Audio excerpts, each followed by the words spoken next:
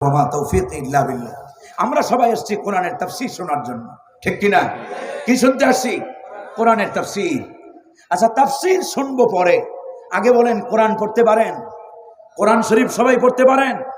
কোরআন শিক্ষা করা মুসলমানদের জন্য নফল না সুন্নাত? কোরআন শিক্ষা করা কি? কোরআন শিক্ষা করা কি ফরজ। যারা কোরআন পড়তে পারেন না হাত তুলতে বললাম না।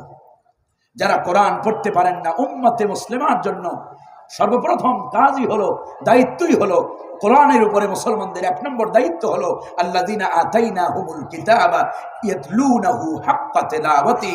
আল্লাহ যাদেরকে কিতাব দিয়েছেন এই কিতাবের যথাযথ হক আদায় করে কোরআনে কারীমের বিশুদ্ধ তেলাওয়াত করা, ঠিক কি না? কোরআন শিখতে হবে। আল্লাহ তাআলা প্রথম শব্দ নাজিল করেছেন ইকরা। প্রথম শব্দ কি? ইকরা, পড়ো, জানো। কোরআন জানি না বলেই, কোরআন জানে না বলেই আমাদের দেশে রাজনীতি করে, ঠিক কয় যে কোরআনের সাথে রাজনীতির কোনো সম্পর্ক। আল্লাহর কসম, এই নেতাগুলো কোরআন পড়ে নাই জীবনেও।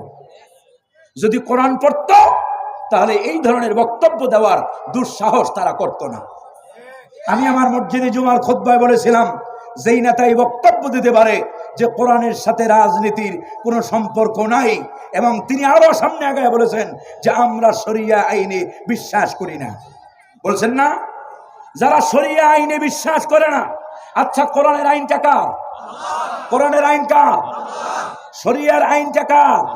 এই আইনে যারা বিশ্বাস করে না তারা আর ইমানদার থাকতে পারে? আর তাদের নেতাদের যারা অনুসরণ করে তাদেরও ইমান থাকতে পারে? সম্মানিত হাজিরিন, শরিয়া আইনে উনি বিশ্বাস করে না। মামুবাড়িকে খুশি করতে চান? আপনার আগে যিনি ছিলেন, আপনাদের আগে 14 বছর চেষ্টা করেছে, শেষকালে এখান থেকে তার পরনের পোশাকও কিছু রাইখা তাকে যাইতে হয়েছে। সুতরাং ভারতকে বেশি খুশি করার চেষ্টা করবেন না, তাহলে আপনাদের দশা হাসিনার চাইতে করুণ হবে, ঠিক কিনা? আল্লাহ তাআলা বোঝার তৌফিক আমাদেরকে দান করেন। ইসলামী শরিয়া আইনে বিশ্বাস, আপনি এই কথা বলতে পারেন না। নেতা হিসেবে এই বক্তব্য দিয়েছেন, আপনি শরিয়া আইনে বিশ্বাস করেন না। আমরা মনে করি মুসলমান হিসেবে এদেশে মুসলমান নাম দিয়া আপনার কোন রাজনীতি করার অধিকার আপনি হারিয়ে ফেলেছেন, ঠিক কিনা? এরা হলো নাস্তিকদের দোসর, ভারতের দোসর, ইসকনের দোসর, ঠিক কিনা? ইসকনের নেতা ধরেছে, ওনারা কোনো বক্তব্য দেয় নাই।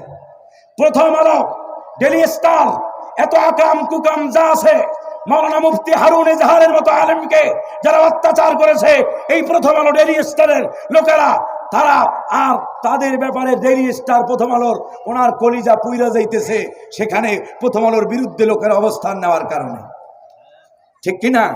সম্মানিত হাজিরিন, যাই হোক, কত কথা আর বলবো। কোরআন আমরা বুঝি না বলি এত সমস্যা।